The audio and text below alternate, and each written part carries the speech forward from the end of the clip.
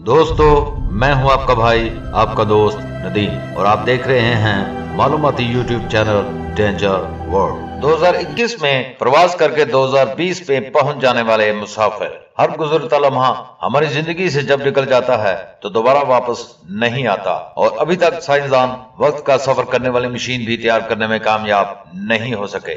मगर क्या आप सोच सकते हैं कि कुछ अफराद 2021 से छलांग लगाकर वापस 2020 में चले जाएं? कम से कम गुआम से होनोलुलु सफर करने वाले अफराद के साथ ऐसा जरूर हुआ है। जी हां, यूनाइटेड एयरलाइंस की एक प्रवास के मुसाफिरों के साथ ये हैरतअंगेज वाकया पेश आया और वो 2021 से प्रवास करके वापस 2020 में चले गए। हवाई प्रवासों पर नजर रखने वाली वेबसाइट फ्लाइट रडार 24 ने एक ट्वीट में ये इंकशाफ किया कि इस प्रवास ने गुआम से 1 जनवरी की रात 12:02 पर उड़ान भरी, यानी इस वक्त मुसाफिर नए साल का आगाज कर चुके थे। गुआम बहरुल काह के इलाका माइक्रोनेशिया का एक जजीरा है जो अमेरिका का हिस्सा है, ताहम इसकी 50 रियासतों में शामिल नहीं है, जबकि होनोलुलु अमेरिकी रियासत हवाई का शहर है। और ये प्रवास होनोलुलु में 31 दिसंबर की शाम 7:20 को लैंड हुई, क्योंकि गुआम और होनोलुलु के वक्त में 20 घंटे का फर्क है। ये प्रवास 10 घंटे से ज्यादा वक्त के बाद गुआम से होनोलुलु पहुंची थी और 2021 से छलांग लगाकर एक बार